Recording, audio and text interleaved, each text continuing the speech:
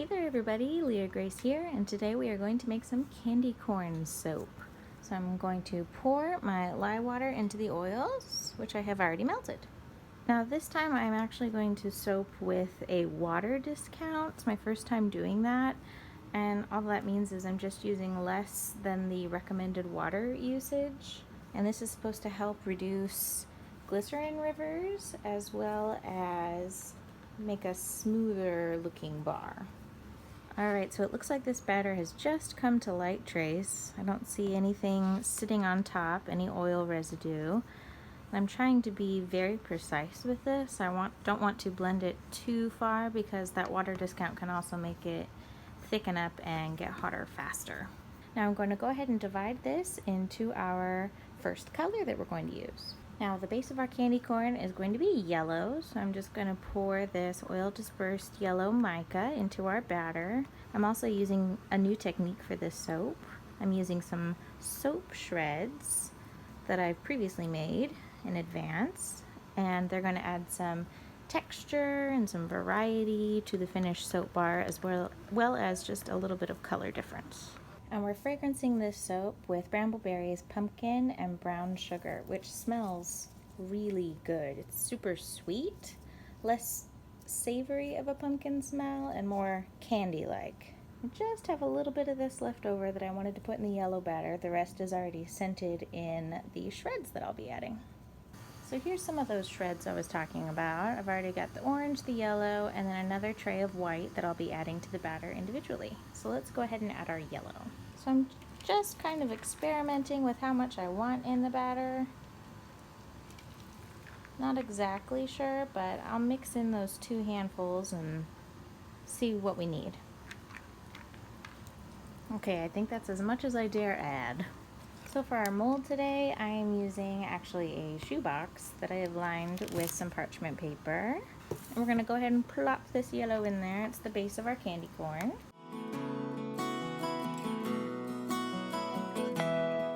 Alright, now that I've got that pressed down as comfortable as I am doing in the mold, I'm going to let it set for just a few minutes and I will prep the next layer that will go on top of it. So the middle section of our candy corn is going to be orange, so I'm adding some oil dispersed orange mica into our batter before I add the shreds. Now I'm actually not crazy about candy corn, and I kind of thought my husband would feel the same way. I thought it was kind of an American thing, but apparently he likes it. Never can tell. Is this reminding anyone else of carrot cake?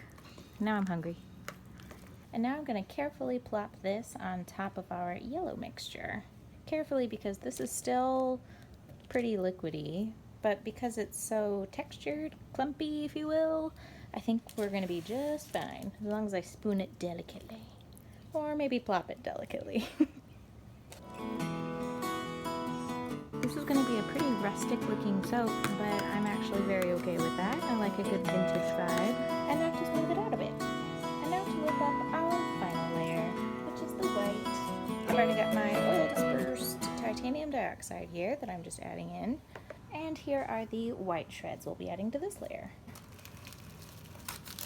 I happen to have these shreds because I tried to make candy corn soap once before and goofed it up.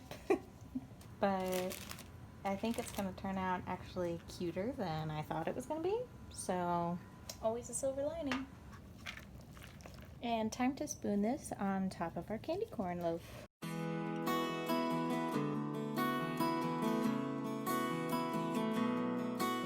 Let's do one last smoothing before we put this soap to bed for the night. It's pretty darn rustic.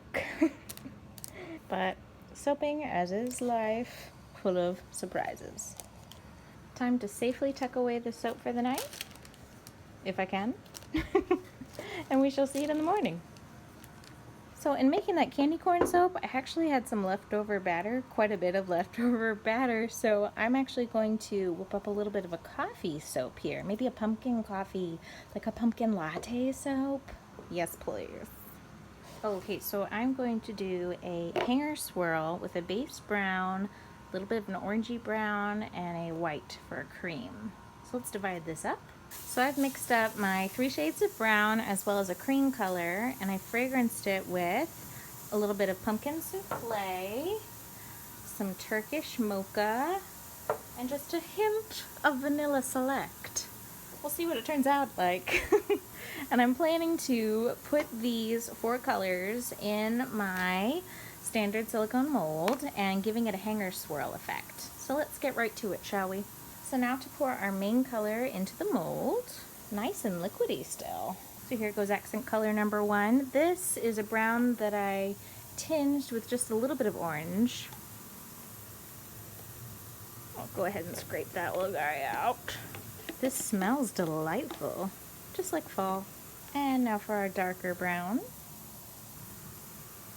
All 3 of these colors are really swirled, I can tell, which is nice. And now for our cream.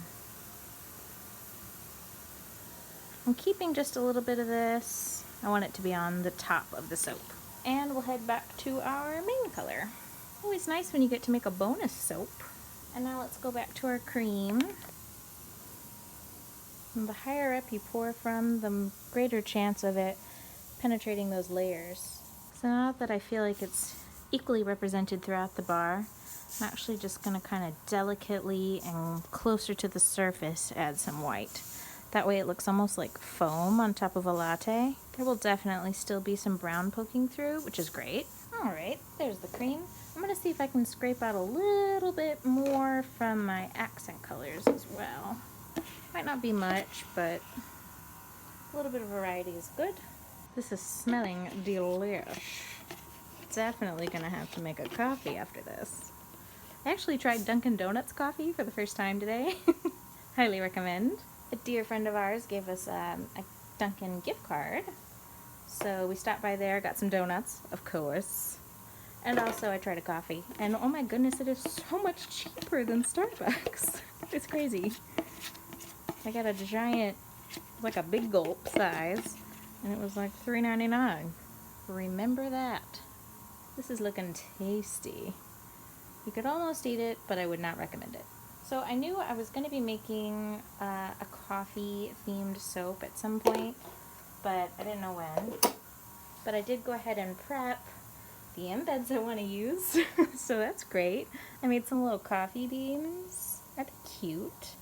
So I'm going to put those on top of the slices. I have 20 here, so enough for 2 for each bar, which I've actually got little markings here to show me where it's going to be cut. Let's see, do I want to swirl that or leave it splattered? You know, I kind of like it splattered. It looks like drizzled caramel on top of a coffee. So let's add our little coffee beans. So cute. Okay, I love it already.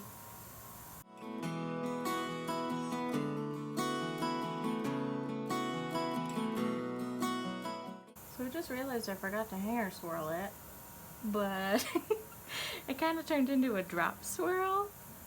So, you know what? That was my plan all along. Or at least it is now. Positively delectable. Alright, I think we'll call it a day on this bonus soap. You want a closer look? What do you guys think? I'm actually pretty proud of those little coffee beans. Aren't they cute? And the white with a little bit lighter brown drizzled on top of it. It looks like caramel drizzled over melted whipped cream. Can't wait to eat. I mean wash myself with this. Nighty night bonus soap. We'll see you in the morning. Who's thirsty for some coffee? Doesn't that look delectable? Let's slice up this beauty. So let's take a look at this pumpkin latte soap up close. Oh my gosh, that looks so yummy. It looks like the cream is swirling down into the coffee. Oh yes. And it smells really strong like coffee with a hint of pumpkin and then the sweetness of vanilla. And something that's fun about doing a drop swirl is each slice is going to be so unique and different. Ooh, that one has a lot of cream. And you can also notice that the outside of these bars discolored to a dark brown. That's expected with the fragrances used. And then the inside looks a bit lighter. It's definitely going to turn that dark brown because now it's been exposed to the air. So time to oxidize. Look at that swirl. Yes, please. Let's look at one more. because I gots to. So nice. Wow, I love that it's like a little semicircle. This looks amazing. And I think the embeds turned out really cute too. Here is the pumpkin latte soap up close. Just look at those embeds. I think they turned out quite nice. Good morning, candy corn. Now it may not look like much on the outside, but I cut a little sliver off here, and I do think it has kind of a candy corn inspired look to it. Maybe a vintage candy corn. Let's see what we can do cutting it up.